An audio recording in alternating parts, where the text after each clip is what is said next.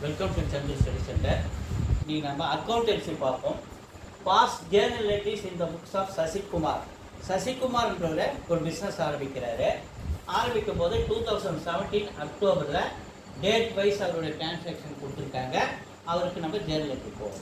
First 1 day. But 2017 October 1. The date, particulars, debit, credit. First action. Commenced business with goods 40,000. Sasi Kumar முதல்ல 40,000 ரூபாய்க்கு பொருள் வாங்குறாரு. அது நம்ம ஸ்டாக்னு வெச்சுக்கணும். அப்ப அந்த ஸ்டாக் என்னது? இரண்டாவது formula real account debit what comes in. Stock உள்ள வருது. அப்ப அத டெபிட் வைக்கணும். STO stock A by C னா அக்கவுண்ட் DR னா டெபிட் 40,000. டெபிட் காலத்துக்கு நேரா கிரெடிட் காலத்துக்கு நேரா போடும். ஓகே. அப்ப கிரெடிட்ல என்ன வரும்? டெபிட் ஈக்குவல் அமௌண்ட் கிரெடிட்டுக்கு வரணும். கிரெடிட்ல என்ன வரும்? சசிகுமார் தான் கேபிட்டலுக்கு பணத்தை கொடுக்கிறார். அப்ப சசிகுமார் கிவர், அவர் பர்சன். அப்ப first formula personal account debit the receiver, credit the giver. Sasikumar giver. அப்ப Sasikumar capital account credit. Sasikumar capital account credit காலத்துக்கு நேரா 40,000. இப்போ நம்ம இங்க அரேஞ்ச் பண்ணனும் within bracketல Sasikumar started business with stock. Sasikumar started business with stock. அப்படி நம்ம பிராக்கெட்ல எழுதணும். இதே மாதிரி எல்லாத்தையும் நம்ம இந்த क्वेश्चन தகுந்த மாதிரி நம்ம இங்க எழுதணும். அடுத்து 1ஆம் தேதி வந்து அடுத்து 3ஆம் தேதி. டேட் 3 2016 அக்டோபர் 1 2017 அக்டோபர் 1 இங்க October 3. Cash introduced in the business 60,000. பாருங்க கேஷ்னா second formula cash account or real account. Debit what comes in பிசினஸ்க்குள்ள கேஷ் வருது. அப்ப டெபிட் பண்ணுங்க cash. Cash A by C DR னா debit. Second formula debit what comes in. Cash உள்ள வரதுனால debit காலத்துல கொண்டு கேஷ் போட்டு எவ்வளவு 60,000. இது ஒரு ஐஃபன். யார் கொடுக்கறாரு? சசிகுமார் தான பிசினஸ் கொடுக்கறாரு. அப்ப Sasikumar name personal account first formula debit the receiver, credit the giver. இங்க கிவர் யாரு? சசிகுமார். அப்ப அவர் கிரெடிட்ல போயிறாரு. Credit the giver first formula. Sasikumar இந்த இடம் எல்லாத்தையும் கேட்கறேன். ஒரே லைனா எழுதுங்க. Sasikumar A by C account 60,000. இங்க எப்படி பிராக்கெட் வித்தின் பிராக்கெட்ல ஒரு ஸ்டார்ட் ஆயிருக்கீங்களோ அதே மாதிரி இங்க வித்தின் பிராக்கெட்ல இங்க ஸ்டார்ட் ஆகி எழுதிக்கணும். Sasikumar introduced the cash. started the business with the cash அப்படினு இருக்கும். அது 4வது date 4. purchased goods from Arul on credit. அருள் கிட்ட இருந்து நம்ம வாங்கி இருக்கோம். கிரெடிட்டுக்கு வாங்கி இருக்கோம். நல்லா கவனிங்க. இங்க purchase என்பது எதுல வரணும்? செகண்ட் ஃபார்முலா வரணும். அப்ப purchase க்கு second formula debit what comes இன். அப்ப purchase இல்லையா? purchase பண்ண இன்னொரு விஷயம் எப்பவுமே purchase 99% டெபிட்ல தான் வரும். அது இல்லாம second formula purchase second real அக்கவுண்ட்ல வருது. Debit what comes in purchase உள்ள வருது. அப்ப QR CHASE purchase account A by C DR amount எவ்வளவு? 70,000. பெரும்பாலும் பர்ச்சேஸ் டெபிட்ல தான் வரும். ஆன் கிரெடிட் அருள் தான் இங்க கிவர் இல்லையா? அருள் தான் இங்க கிவர். அப்ப first formula person Arul person first formula credit the giver, debit the receiver, credit the giver. இந்த பொருளை கொடுக்குற யாரு? அருள். அப்ப to Arul account A by C அவர் தானே கொடுக்குறாரு. அதனால 70,000. இங்க கீழே என்ன எழுதணும்? Purchase goods from Arul on credit. என்ன எழுதணும்? Purchase goods from Arul on credit. கிரெடிட்ல வாங்குறதுனால இங்க கிவர்னு வருது. இதே நம்ம கேஷ் கொடுத்து வாங்கணும்னா இந்த அருள் என்ற இடத்தை எடுத்துட்டு இங்க கேஷ்னு வரும். எப்படி? கேஷ் நம்மளை விட்டு வெளியில போதா? செகண்ட் ஃபார்முலா வருதா? Credit what goes out. அப்ப இங்க கிரெடிட்டாக இருந்தால் அருள் நேம் வந்துடும், கேஷ் கொடுத்து வாங்குற மாதிரி தான் இங்கே கேஷ் அக்கௌண்ட் வந்துடும். இது ஒரு வித்தியாசத்தை நீங்கள் கண்டுபிடிக்கணும். பர்ச்சேஸில் 2 விதம் இருக்குது. பர்ச்சேஸ் அக்கௌண்ட், இங்கே அருள் அக்கௌண்ட். பர்ச்சேஸ் அக்கௌண்ட் அருள் அக்கௌண்ட் போது நேம் வந்தாலும் நம்ம கிரெடிட்டுக்கு தான் பொருள் வாங்கியிருக்கோம்னு நினச்சிக்கணும். இதே இங்கே நேம் இல்லாமல் கேஷ் வந்ததுன்னா நம்ம பணம் கொடுத்தா பொருள் வாங்கியிருக்கோம் நம்ம வச்சுக்கணும். அப்போ இங்கே purchase from Arul on credit வரும். இதே கேஷ் இருந்தால் purchase from Arul on cash அப்படி இருக்கு. 4th, 6th, net 6th, return goods to Arul. கவனிங்க, நம்ம அருள் கிட்ட இருந்து 70,000 பணம் வாங்கியிருக்கோம் இல்லைங்களா? அதில் 10,000 பொருளை திருப்பி கொடுக்குறோம். அதுக்கு வந்து பர்ச்சேஸ் பண்ணியிருக்கோம். பர்ச்சேஸ் பண்ண பொருளை திருப்பி கொடுத்தா அதுக்கு பேர் பர்ச்சேஸ் ரிட்டர்ன். பர்ச்சேஸ் பொருளை திருப்பி கொடுத்தா அதுக்கு பேர் பர்ச்சேஸ் ரிட்டர்ன். எவ்வளோ? 10,000. இங்கே பெறுபவர் யாரு? அருள். அப்போ ஃபர்ஸ்ட் ஃபார்முலா அருள். டெபிட்டர் ரிசீவர் அருள் டெபிட் பண்ணுறீங்க. அருள் அக்கௌண்ட் A/C DR 10,000. அதுக்கு பேர் என்ன? Purchase return. வெளியில் போகுது இல்லையா? பர்ச்சேஸ் பண்ண பொருள் பர்ச்சேஸ் வெளியில் போடுறோம். அது பேர் டு பர்ச்சேஸ் ரிட்டர்ன் A/C 10,000. இங்க நீங்க எழுதலாம் பர்ச்சேஸ் ரிட்டர்ன் டு அருள் அப்படின்னு நீங்க எழுதிக்கணும். இங்க goods purchase from Arul on credit அப்படின்னு எழுதிக்கணும். இப்போ அடுத்தது 6 paid cash to Arul on account. கவனிங்க, இது நல்லா கவனிக்கணும். இந்த என்ட்ரிஸ் நீங்க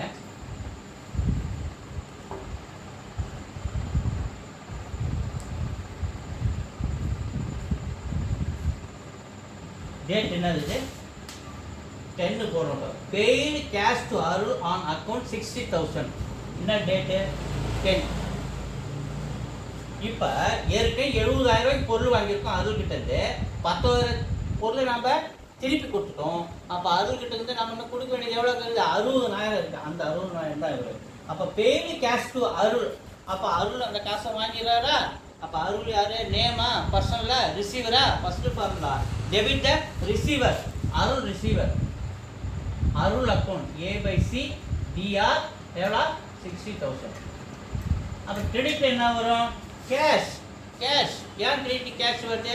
real account, cash account. Second formula debit what comes in, credit what goes out. நம்மகிட்ட கேஷ் வெளியில் போகுது, அப்போ அதை கிரெடிட்ல வைக்கிறோம்.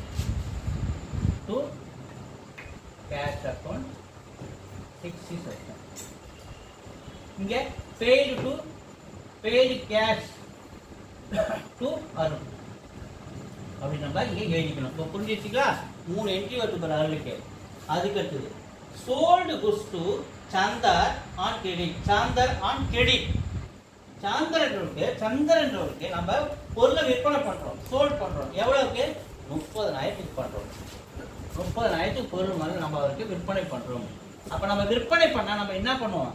காசு கொடுத்து தானே பொருள் வாங்குவோம். அப்ப காசு கொடுத்து பொருள் வாங்கும்போது நம்ம கிட்ட இருந்து கேஷ் வெளியில போகுது. கேஷ் நமக்கு உள்ள வருது பாருங்க. Sold goods to Chandar on credit. இதை கிரெடிட்டுக்கு விற்கிறோம். அப்ப இங்க யாரு? சந்தர் யாரு? ரிசீவர் இல்லையா? இதுவே கேஷுக்கு விற்றோம்னா கேஷ் உள்ள வரும் இல்லையா? இது கடனுக்கு விற்கிறோம். கடனுக்கு விற்கும்போது அந்த இடத்துல சந்தருடைய நேம் வந்துடும். சந்தருடைய நேம் என்னது? Debit the receiver. இங்க யாரு? ஒரு டேட் என்ன? 15. ரிசீவர் இல்லையா அவரு? அதனால அவரு டெபிட்ல வந்துடுறாரு. அமௌண்ட் 30,000. கவனிங்க, கிரெடிட்டுக்கு விற்கிறோம், கடனுக்கு விற்கிறோம். அப்போ சோல்டு குட்ஸ் இங்க சேல்ஸ் அக்கௌண்ட் 30,000. ஏன் இந்த சேல்ஸ் அக்கௌண்டோட சேல்ஸ் என்பது ரெண்டாவது ஃபார்முலா வராது இல்லையா? Debit what comes in, credit what goes out. பொருள் சேல்ஸ் பண்ணா வெளில போயிடுது இல்லையா? அது ஆட்டோமேட்டிக்காக சேல்ஸ் எங்கே வந்துடுறாரு? கிரெடிட்ல வந்துடுறாரு. அப்ப குட்ஸ் இங்க எழுதணும். Goods sold to Chandar on credit அப்படி நம்ம எழுதணும். இதுலயே பாருங்க, அதுக்கடுத்து என்ன சொல்லிக்கிறாங்க? இது சம்பந்தப்பட்டது. Chandar return the goods worth rupees 60,000. 6,000 30,000 நம்ம ஒரு பொருளை விற்றோம். அவர் சேல்ஸ் வாங்கிட்டு போயிடுறாரு. வாங்கிட்டு போனோடனே அது 6,000 ரூபா மதிப்புள்ள பொருள் நல்லா இல்லை, திருப்பி கொடுக்குறாரு. சேல்ஸ் பண்ண பொருள் திரும்பி வந்தால் அதுக்கு பேர் நமக்கு என்னது சேல்ஸ் ரிட்டர்ன். திரும்பி என்னது சேல்ஸ் ரிட்டர்ன். அப்போ சந்தர் ரிட்டர்ன் த குட்ஸ், கொடுக்கறவங்க சந்தர் இல்லையா, சேல்ஸ் நமக்கு திருப்பி உள்ள வருது. அப்போ டேட் என்ன 18. Sales return account RETURN A/C DR வரணும். சேல்ஸ் ரிட்டர்ன் அக்கௌண்ட் டெப்டார் எவ்வளோ அமௌண்ட்டை திருப்பி கொடுக்குறாரு 6000 திருப்பி கொடுக்குறாரு. யார் கொடுக்குறவர் யாரு சந்தர் டு சந்தர் 6000. இப்போ நம்ம கீழே என்ன எழுதணும் சேல்ஸ் ரிட்டர்ன் ஃப்ரம் சந்தர் இங்கே எழுதலாம். Sales return from Chandar. இது நம்ம ஓனா எழுதணும்பா. கொஸ்டின் எப்படி இருக்கோ அதுக்கு தகுந்த மாதிரி நம்ம ஓனா எழுதணும். இங்கே பாருங்க ரெண்டுத்தையும் கம்பேர் பண்ணி சொல்கிறேன். இப்போ சந்தர்கிட்ட கிரெடிட்டுக்கு பொருள் விற்கிறோம், அதனால் ரிசீவர் அப்படி டெபிட்டில் வந்துடுறாரு. சேல்ஸ் அக்கௌண்ட் ரெண்டாவது formula credit what goes out, அதனால் 30,000. பெரும்பாலும் சேல்ஸ் பர்ச்சேஸ்க்கு நான் ஏற்கனவே சொன்னேன் எப்போதுமே டெபிட்டில் ஒரு மேக்ஸிமம், அது மாதிரி சேல்ஸ் எப்போதுமே கிரெடிட்டில் வரும். அதை ஞாபகம் வச்சுக்கலாம். இன்னொன்று சொல்கிறேன், சரி பிறகு சொல்கிறேன், அந்த கணக்கு வரும்போது சொல்கிறேன். அப்போ இதில் வாங்கி போனது அவர் 6000 பொருள் நல்லவன் திருப்பி கொடுக்குறாரு. அப்போ சேல்ஸ் பண்ணது திரும்பி வந்தால் அதுக்கு பேர் சேல்ஸ் ரிட்டர்ன். அப்போ சேல்ஸ் அக்கௌண்ட் டெப்டார் டு கொடுக்குறவர் சந்தர் நேமு, அப்போ கிரெடிட் த கிவர் அங்கே வந்துடுறாரு. மூணாவது பாருங்க, அடுத்து இதை கம்பைன் பண்ணி ஒன்று கொடுத்துருக்காரு பாரு. Received cash from Chandar in full settlement 23,000. இங்கே பாருங்க 30,000 பொருள் விற்றுருக்கோம், 6,000 ரிட்டர்ன் பண்ணியிருக்காரு. மீதி 24,000 அவருக்கு நமக்கு தரணும். ஆனால் எவ்வளோ கொடுத்துருக்காரு 23,000 தான் கொடுத்துருக்காரு, 1,000 rupees கொடுக்கல. அப்போ அதுல இந்த 1,000 rupees டிஸ்கவுண்ட், 1,000 rupees டிஸ்கவுண்ட், அதுக்கு என்ட்ரி போட பாருங்க.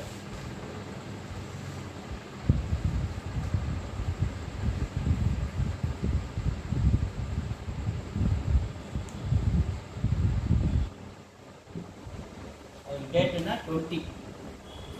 20. Received cash from Chandan in food settlement. Cash உள்ள வந்தா second formula debit what comes in. Cash உள்ள வருது. கேஷ் அக்கௌண்ட் டிஆர் டெப்டார் எவ்வளோ வருது 23,000 வருது.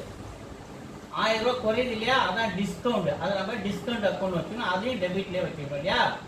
ஏன் அதை டெபிட்டில் வைக்கணும், மூணாவது ஃபார்முலா பிரகாரம் டிஸ்கவுண்ட் என்ன வருது debit all expenses and losses. அப்போ டிஸ்கவுண்ட் வருது நமக்கு என்ன வருது லாஸில் வந்து போதா, அப்போ அதனால தான் அதை டெபிட்டில் வைக்கிறோம். இது ரெண்டும் சேர்த்தா ஆட் பண்ணால் 24,000 அது அப்படியே கிரெடிட்டில் வந்துடணும். யார் கொடுக்குறாரு சந்தர் கொடுக்குறாரு, giver to Chandar. First formula பிரகாரம் கிவர் கிரெடிட்டில் வருது. அப்போ cash received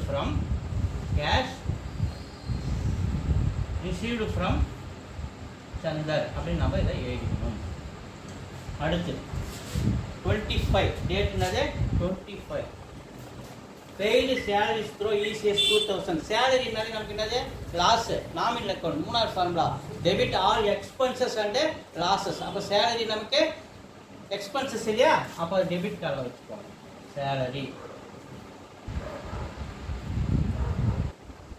A/C account DR debit எவ்வளோ 2,000. கேஷ் வெளியில போதா நமக்கு second formula credit what goes out.